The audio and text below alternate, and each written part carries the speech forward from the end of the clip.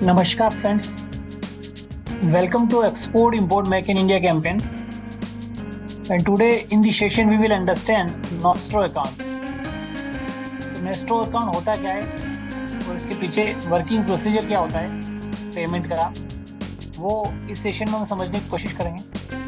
तो ये जो टॉपिक है, ये टॉपिक आपका इंटरनेशनल फाइनेंस का है, जिसमें एक बैंक अपनी करेंसी दूसरी कंट्री के बैंक में रखती है। जब उसको ज़रूरत पड़े तो उसको एक्सचेंज करके एक रिस्पेक्टिव अकाउंट में ट्रांसफ़र करने के लिए ये वर्किंग की जाती है। ठीक है, तो यहाँ पे सिंपल सा ये मतलब होता है कि नॉस्ट्रो अकाउंट होता है वो इंडियन बैंक का पैसा अगर किसी और बैंक के अकाउंट में किसी और कंट्री में है, ठीक है, तो वो आपका नॉस्ट्रो अकाउंट हो गया। ठीक है, लेकिन यही अकाउंट वो अकाउंट होता है जब कोई भी पेमेंट ट्रांसफर होती है। फॉर एग्जांपल, इंडिया में कोई इंपोर्टर है, ठीक है, उसने चाइना से कुछ इंपोर्ट किया, तो इस केस में क्या होगा, चाइना से जब इंपोर्ट आएगा इंडिया में तो हमें उसके रिस्पेक्ट में पेमेंट करनी होगी। तो जो इंडियन एक्सपोर्टर होगा वो पेमेंट की रिक्वेस्ट अपने बैंक में भेजेगा, और जो अपनी बैंक के इंडिया में वो रिक्वेस्ट भेजेगी जहाँ पे उसका नॉस्ट्रो अकाउंट है चाइना में।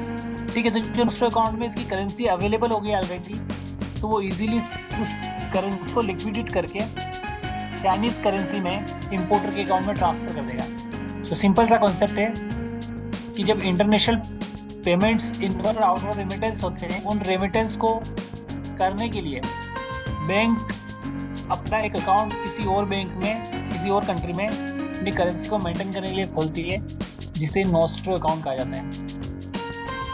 सो गाइस, नॉस्ट्रो अकाउंट बहुत ही इम्पोर्टेंट होता है हमारी इंडिया की करेंसी का ट्रांसफ़र करना, ठीक है, फॉरेन रेमिटेंस इंडिया में लाना और इंडिया से आउटवर्ड रेमिटेंस करना, इसके लिए नॉस्ट्रो अकाउंट का बहुत इंपॉर्टेंस है। ठीक है, और ये चीज़ रखना कि नॉस्ट्रो अकाउंट किसी पर्सनल कंपनी का या इंडिविजुअल नहीं होता है, ये एक बैंक का नॉस्ट्रो अकाउंट होता है।